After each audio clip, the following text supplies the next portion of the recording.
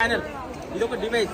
దీంతో health checkup కానీ నవగ్రహాల దోషాలు కానీ హెల్త్ ప్రాబ్లమ్స్ ప్రతి చెక్ చేసుకోవచ్చు. ఇప్పుడు దీంతో చాలా నచ్చింది. మనము గోమాతను పూజ చేస్తాం కదా. గోమాత అంటే మనకి ఆరాధ్య దైవం. దానివల్ల మనకు పాజిటివ్ అనేది వస్తుందా లేదా మనం చెక్ చేద్దాం.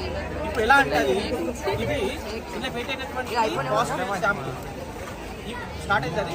పాజిటివ్ అనే శాంపుల్ ఇలా పెడుతున్నాను. ఇది పెట్టినప్పుడు స్కానర్ ఓపెన్ అయింది అనుకోండి, ఇక్కడ పాజిటివ్ ఉన్నట్టు లేకపోతే లేనట్టు. ఇప్పుడు ఓపెన్ అవుతుందా? ఈ రెండు విడిపోతలేవు కదా, ఓపెన్ అవ్వట్లేదు. అయితే మీరు జై గోమాత అని చెప్పండి.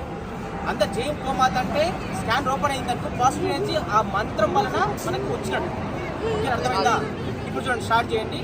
నేను ఏక్తో అని చెప్తా. జై గోమాత 3 టైమ్స్ చెప్పండి. స్టార్ట్.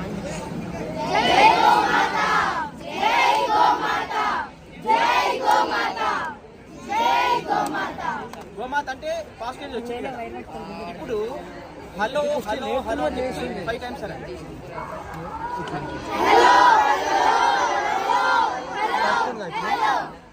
వచ్చిందా పాజిటివ్ అంటే?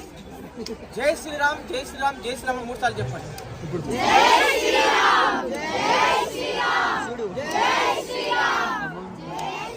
పాజిటివ్ వచ్చిందా లేదా? కాబట్టి సంస్కృతంలో ఉన్నటువంటి ప్రతి శ్లోకానికి ఎనర్జీ, పాజిటివ్ ఎనర్జీ ఉంది కనుక మనం ఇంట్లో రోజు మంత్రాలు శ్లోకాలు చదువుకుంటే మనకి ఎనర్జీ వస్తుంది. హలో హలో దాదా అంటే ఎనర్జీ రాదు. ఏం చెప్పాలి? జై శ్రీరామ్ ఇక్కడ రండి అని చెప్పాలి. ఓకేనా? అలా చెప్తే మనకి ఎనర్జీ వస్తుంది. అర్థమైంది బ్రదర్ విషయం? ఇది సైంటిఫిక్ గా ప్రూవ్ చేసుకున్నాను. ఇప్పుడు ఏం పాజిటివిటీ లేదు. ఇంట్లో జై శ్రీరామ్ అనుకుంటూ ఉండాలంటే ఎనర్జీ వస్తుందా లేదా? చెప్పండి. జై శ్రీరామ్